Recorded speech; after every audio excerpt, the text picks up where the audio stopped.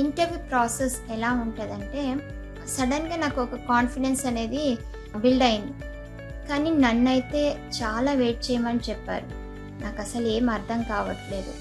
Without God's permission or God's will nothing will happen. Hello అందరికీ, welcome back to my journey to America episode 4. Episode 3లో visa ఇంటర్వ్యూకి ముందు ఏం జరిగిందో చెప్పాను కదా. ఈ వీడియోలో నా వీసా ఇంటర్వ్యూ ఎలా జరిగిందో, నన్ను ఏ ప్రశ్నలు అడిగారో చెప్పబోతున్నాను. మీరు చివరి వరకు చూస్తారని నమ్ముతున్నాను. చూస్తూ ఉండండి. స్టార్ట్ చేసేద్దామా. నేను నా భర్త ఫస్ట్ టైం అయితే ఫ్లైట్ ఎక్కాము. డిసెంబర్ 9th బయలుదేరి ముంబైకి వెళ్ళాం. ఫస్ట్ టైం ఫ్లైట్ కదా, టేక్ ఆఫ్ అండ్ ల్యాండింగ్ అంటే అందరు భయపెట్టినట్టు చాలా భయంగా ఉంటుందేమో అనుకున్నాను. కానీ నాకైతే నార్మల్గా అనిపించింది. ఏం భయం అయితే అనిపించలేదు. It was a good journey చెప్పాలంటే. ఫ్లైట్ దిగాక మా ఆడపడుచు వాళ్ళకి తెలిసిన వాళ్ళు అక్కడ ఉంటారు. సో వాళ్ళు మమ్మల్ని రిసీవ్ చేసుకున్నారు. రిసీవ్ చేసుకున్న తర్వాత ఒక హోటల్లో లాడ్జ్ చూపించారు. వాళ్ళ పాప అయితే మాతో ఉండి మేము ఉన్న 3 days చాలా హెల్ప్ చేస్తూ మమ్మల్ని ప్రతి చోటుకి తీసుకొచ్చేది. సో ఈ విధంగా అయితే ఆ యొక్క ఫ్యామిలీ నాకు చాలా హెల్ప్ఫుల్గా ఉన్నారు. నాకైతే visa interview December 11th and 12th దొరికింది. సో ఈ వీసా ఇంటర్వ్యూ ప్రాసెస్ ఎలా ఉంటుందంటే, మనం ఎప్పుడైతే ఫీజు కడతామో అప్పుడు మన ఫీజు అప్డేట్ అయిన తర్వాత మనకి వీసా అపాయింట్మెంట్ తీసుకోవడానికి డేట్స్ కనిపిస్తాయి వెబ్సైట్లో. ఆ డేట్స్ కనిపించినప్పుడు మనము 2 days స్లాట్ బుకింగ్ చేసుకోవాలి. సో ఫస్ట్ వన్ ఒకటి OFC అంటే వీసా అప్లికేషన్ సెంటర్లో ఇది జరుగుతుంది. ఇంకొక టైప్ కన్సులర్ టైప్ అని అంటారు. సో ఈ విధంగా ఈ యొక్క ఇంటర్వ్యూ ఏమో US కన్సులేట్ జనరల్లో జరుగుతుంది. సో ఇది ముంబైలో జరగవచ్చు, హైదరాబాద్లో జరగవచ్చు, చెన్నై, కలకత్తా లేదా న్యూఢిల్లీలో. సో ఈ 5 ప్లేసెస్లో మనం దేనికైతే అప్లై చేస్తామో ఆ ప్లేస్లోనే మనకి అపాయింట్మెంట్ అనేది వాళ్ళు ఇస్తారు. OFC అంటే off site facilitation centre.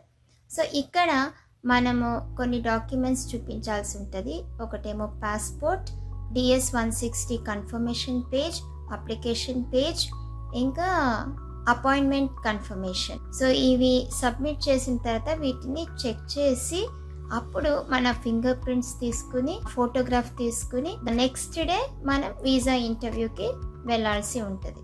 Interview ప్రాసెస్లో మన డాక్యుమెంట్స్ అన్నీ కరెక్ట్గా ఉన్నాయా, వాళ్ళు అడిగిన ప్రశ్నలు మనం కరెక్ట్గా ఆన్సర్ చేసామా లేదా అన్నీ చూసి మనం ఎలిజిబుల్లా కాదా అనేది ఆ రోజు నిర్ణయిస్తారు.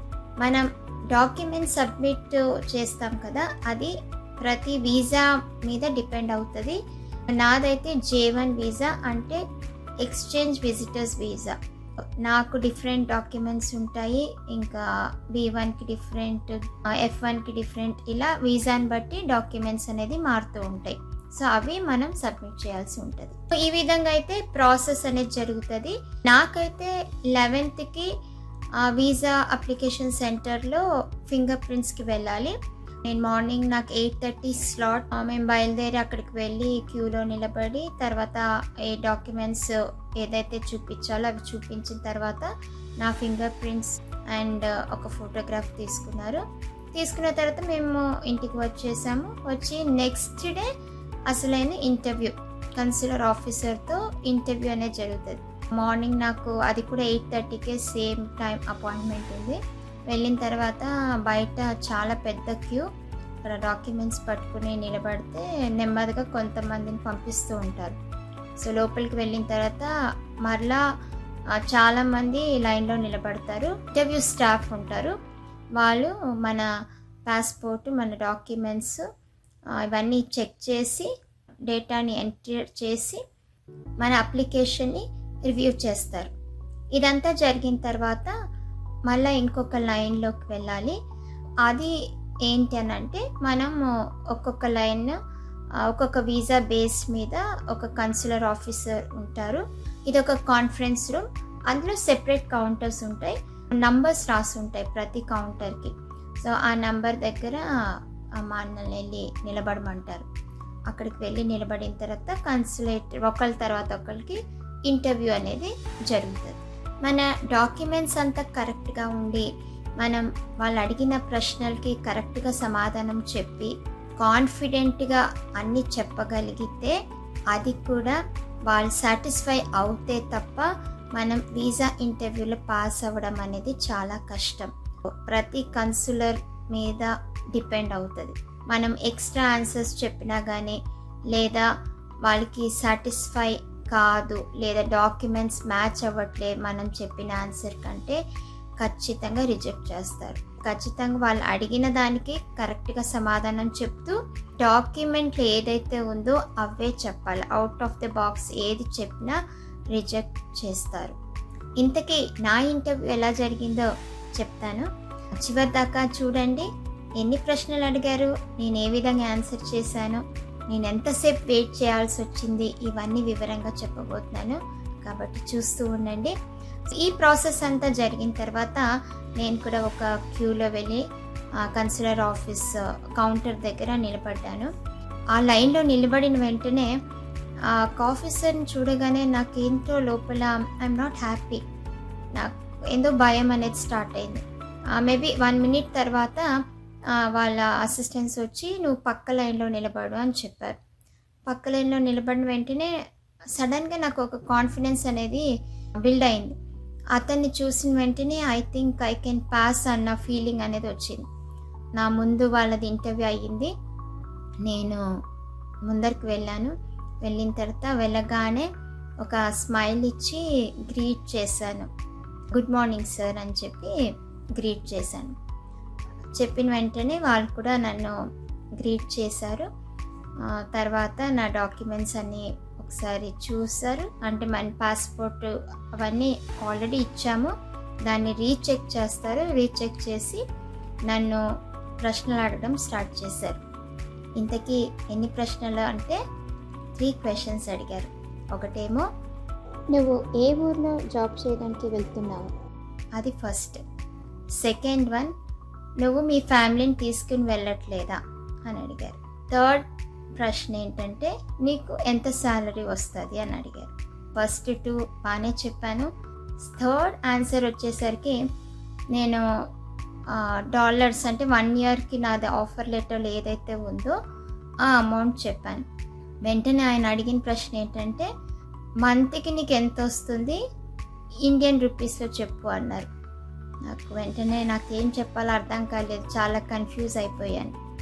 అప్పుడు okay, that's okay, you can just wait, I will call you back, నువ్వు అక్కడికి వెళ్ళి కూర్చో, నేను మళ్ళీ నేను పిలుస్తానని చెప్పి అన్నారు. నేను అక్కడికి వెళ్ళి కూర్చున్నాను. పక్కన టెన్షన్ వస్తుంది, ఏం జరుగుతుందో ఏంటో, అసలు ఎందుకు కూర్చోబెట్టారో నాకు అర్థం కావట్లే.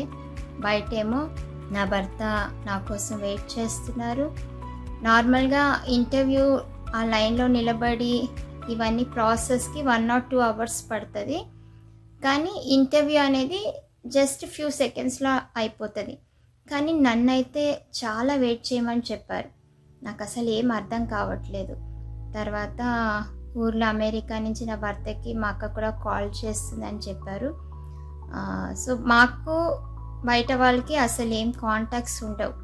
ఒక ఎలక్ట్రానిక్ డివైజెస్ కానీ ఏది పట్టుకొని వెళ్ళకూడదు. బయట ఏం జరుగుతుందో తెలీదు, వాళ్ళకి లోపల ఏం జరుగుతుందో తెలీదు. సో ఇలా ఉంటుంది. సో నేను ఒక్కదాన్నే కూర్చొని టెన్షన్ పడుతూ ఉన్నాను. కొంతమందికి ఇంటర్వ్యూస్ జరుగుతూ ఉన్నాయి. కొంతమంది పాస్పోర్ట్ తీసుకుని బయటకు వెళ్ళిపోతున్నారు. ఇంకా కొంతమంది ఏమో పాస్పోర్ట్ ఇచ్చేసి వెళ్తున్నారు. కొంతమంది ఏమో నా పక్కన కూర్చుని వెయిట్ చేస్తున్నారు. ఇంకా కొంతమంది ఏమో తెలుగు ఇంటర్వ్యూ ఇంకా వేరే లాంగ్వేజ్ వాళ్ళు నా పక్కన కూర్చుని వాళ్ళ స్లాట్ కోసం వెయిట్ చేస్తున్నారు. ఇవన్నీ చూస్తున్నాను, నాకేం అర్థం కావట్లేదు. అసలు ప్రాసెస్ ఏంటి, నన్ను ఎందుకు కూర్చోబెట్టారు, ఏంటి జరుగుతుందని నాకు ఏం అర్థం కావట్లేదు. ఒక పక్కన ప్రార్థన చేసుకుంటూ, ప్రభా నువ్వు ఇంతవరకు తీసుకొచ్చావు, ఇక ముందు కూడా నువ్వే నడిపించు అని చెప్పి ప్రార్థన చేసుకుంటున్నాను. ఒక్కొక్కసారి ఏమో భయపడుతున్నాను. వెళ్ళే వాళ్ళు కొంతమంది సంతోషంగా వెళ్తున్నారు, కొంతమంది ఏం మాట్లాడకుండా వెళ్ళిపోతున్నారు. ఇవన్నీ చూసి చాలా కన్ఫ్యూజ్ అవుతున్నాను. ఎందుకు ఇంత కూర్చోబెట్టారని. తర్వాత దాదాపుగా 1.5 అవర్ అలాగే వెయిట్ చేశాను. వెయిట్ చేసిన తర్వాత నన్ను పేరు పెట్టి పిలిచారు. ద సేమ్ ఆఫీసర్ పిలిచారు మైక్లో. పిలిచిన వెంటనే నేను ఆ కౌంటర్కి వెళ్ళాను. సో వెళ్ళగానే కంగ్రాచులేషన్స్, ఆల్ ద బెస్ట్ అని చెప్పి, you can go now, you will get back your passport అని చెప్పారు. పాస్పోర్ట్ అనేది వాళ్ళు దగ్గర పెట్టుకుంటే it means they are going to stamp it, visa stamping అవుతుంది. పాస్పోర్ట్ మనకి ఇచ్చేస్తే వీసా రిజెక్ట్ అయినట్టు. ఎప్పుడైతే వాళ్ళు పాస్పోర్ట్ వాళ్ళ దగ్గర పెట్టుకున్నారో అప్పుడు నేను చాలా హ్యాపీగా ఫీల్ అయ్యి బయటకు వచ్చాను. నా భర్త వెయిట్ చేస్తున్నారు, అసలు ఏమైందో ఏంటో అని చెప్పి, ఏం జరిగిందో ఇవన్నీ చెప్పాను. చాలా హ్యాపీగా ఫీల్ అయ్యారు. వెంటనే అమెరికాలో ఉన్న అక్కకి కాల్ చేసి ఇలా జరిగింది అక్క అని చెప్పి మొత్తం డీటెయిల్స్ చెప్పాను. నేను పక్కన ఫోన్ చేస్తాను, మరో పక్కని ఒక స్టూడెంట్ ఏడుస్తుంది ఫోన్లో మాట్లాడుతూ రిజెక్ట్ అయినందుకు. అక్కడ ఎవరికి రిజెక్ట్ అవుతుంది, ఎవరిది అప్రూవ్ అవుతుందో కూడా తెలియని పరిస్థితి. అంత టెన్షన్గా ఉంటుంది ఆ ఒక ఇంటర్వ్యూలో. కానీ నేను దాదాపుగా 20-25 క్వశ్చన్స్కి ప్రిపేర్ అయి వెళ్ళాను.